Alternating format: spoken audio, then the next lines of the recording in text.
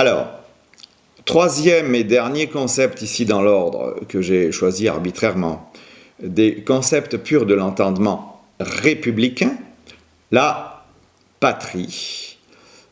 On entend bien donc que c'est celui qui va nous entraîner de la manière la plus radicale dans le champ du politique. Et d'un autre côté, ça correspond à quelque chose de l'ordre d'un sentiment. C'est-à-dire qu'avant toute appréhension de la patrie comme réalité internationale, politique, d'échange des nations, etc., avant toute considération de cet ordre dans la sphère du politique, eh bien, la patrie, c'est aussi un sentiment. On pourrait postuler, ça, Freud, ni Klein, ni Winnicott, ni personne, ni Anna Freud ne s'est penché là-dessus, mais on pourrait penser qu'au fond, dès la naissance, un tout petit enfant possède déjà un sentiment de la patrie, qui sera d'ailleurs davantage un sentiment, comme disait Lacan, un sentiment de matrie. Hein, c'est plus du côté de sa maman que ça va se passer, mais sa maman fait office de matrie, et la question, alors lacanienne, on ne va pas s'embarquer là-dedans, mais la question du système père-mère, disons, pour faire court, va très rapidement transformer ce terme pour lui en patrie. Et de la matrie, on va passer à la patrie. D'ailleurs, la patrie reste aussi quelque chose de très longtemps, très souvent et très largement maternel.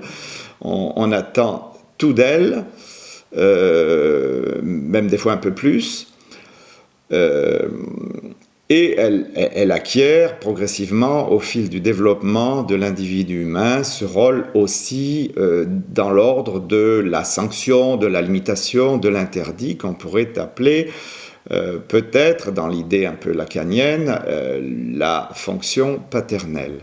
Cette patrie, donc, va rentrer dans l'ordre de ces trois concepts, le concept pur de l'entendement absolument républicain. C'est quelque chose qui apparaît là aussi en même temps que la République. Hein, c'est important dans l'histoire de l'Occident de considérer la place, mais aussi le temps d'apparition de ces grands concepts. Alors bon, j'ai développé ici la place bien entendu de Heidegger pour penser cette chose-là. J'ai cité aussi De Gaulle. On pourrait d'ailleurs s'amuser à faire des parallèles Heidegger-De Gaulle, ça ne serait pas inintéressant, je ne me lance pas là-dedans ici. Voilà. En tout cas, on ne peut pas penser la République sans la penser, cette République, comme patrie.